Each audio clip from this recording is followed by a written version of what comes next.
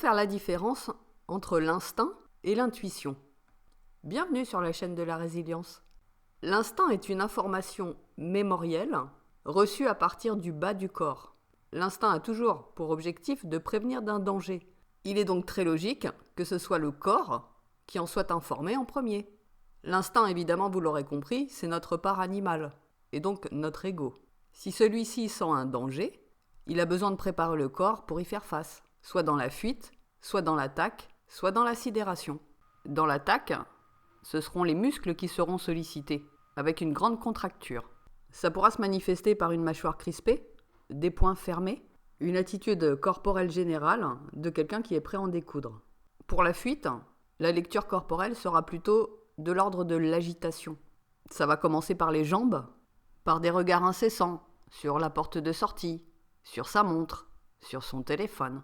D'instinct, on a envie de fuir la personne ou fuir sa situation. Et donc le corps, globalement, montrera cette volonté de fuite, cette volonté de s'échapper.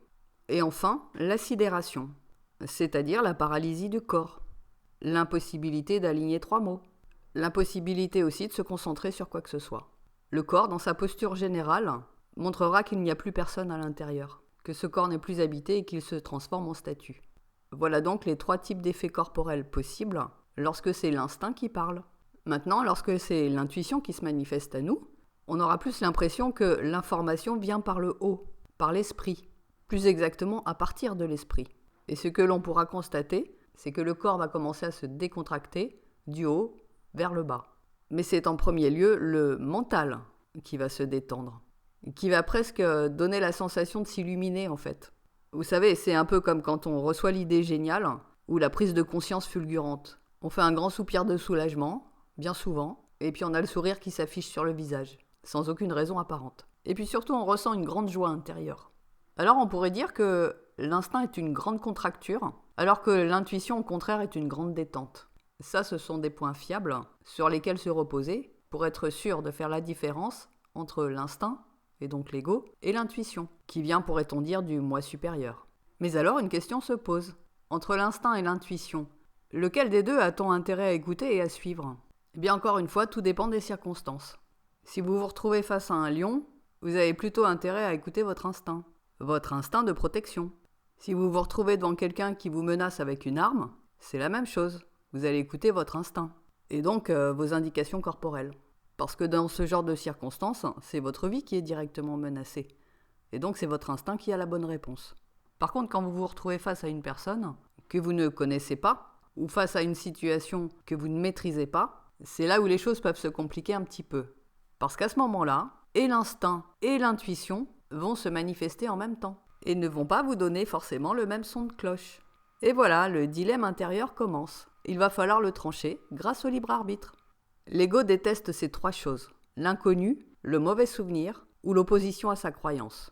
Si la personne ou la situation rencontrée font appel à ces 3 choses, alors forcément, votre ego va se mettre sur la défensive. Votre corps va se mettre sur la défensive. L'intuition, pour sa part, ne va pas chercher à vous protéger. Ce n'est pas son rôle. Son rôle est de vous permettre de grandir, d'évoluer et de venir accomplir ce pourquoi vous êtes venu. Elle n'aura donc de cesse que de vous remettre sur votre axe et dans votre centre. Et d'ailleurs, les choses sont tellement bien faites que lorsque vous êtes en danger vital, elle ne s'opposera jamais à votre instinct. Donc à la question « est-ce que je dois écouter mon instinct ou mon intuition ?», la réponse est simple. Priorisez l'intuition à chaque fois que votre vie n'est pas directement menacée. Écouter son intuition n'est pas forcément de tout repos, et je pense que c'est bien de le savoir. Si le meilleur chemin pour vous est de traverser certaines de vos peurs, l'intuition va vous y emmener, et elle va vous pousser à traverser ces peurs. Donc peut-être que vous allez trembler, peut-être que vous aurez du mal à avancer, peut-être aussi que vous allez vociférer. Sans doute que vous allez vous en vouloir d'avoir écouté votre intuition à la place de votre instinct. Mais après coup, quand l'épreuve sera passée, vous en serez très heureux et plein de gratitude envers vous-même et envers la vie. Choisir de suivre votre intuition plutôt que votre instinct va vous demander beaucoup plus de courage, d'effort, de détermination, d'acceptation, d'apprentissage et d'expérience. Et voilà pourquoi il est plus facile et plus tentant d'écouter son instinct et donc son ego plutôt que son intuition. Il est plus facile de tourner en rond dans une vallée plutôt que de faire de la grimpette pendant des heures et des heures pour se retrouver en haut de la montagne. Tout ça n'est qu'une histoire de choix en définitive. Et bien souvent, on finit par faire le choix de grimper dans la montagne parce qu'on en a ras-le-bol de tourner en rond dans la vallée et de voir toujours les mêmes choses sous le même angle. Eh bien, une nouvelle question se pose. Comment fait-on pour activer son intuition ? Et la réponse est encore une fois très simple. Si l'on veut entendre le chant des oiseaux, il faut faire taire le chien qui aboie. Notre ego est ce chien qui aboie, bien sûr, vous l'aurez compris, et les oiseaux qui chantent, ce sont les intuitions. Pour que l'ego cesse d'aboyer, cesse de faire du bruit, il a besoin d'être rassuré, d'être entendu et d'être écouté. Son rôle est de prévenir, prévenir qu'il va y avoir un danger. Et s'il ne s'agit pas d'un danger de mort imminente, alors il s'agit d'un danger d'une autre nature. Est-ce que l'on s'apprête à traverser de nouveau une peur, de s'affranchir d'un conditionnement, de faire face à quelque chose de complètement inconnu, ou bien d'anéantir une fausse croyance ? Ce ne peut être que ces choses-là qui mettent l'ego sur la défensive. Alors il suffit de se dire « Ok, j'ai compris, je vais traverser une épreuve, mais je suis prêt et tout va bien. Je suis d'accord pour me laisser guider par l'intuition. » Voilà, c'est tout. Il n'y a pas d'autre recette pour activer son intuition. On a juste besoin de s'écouter et de s'observer.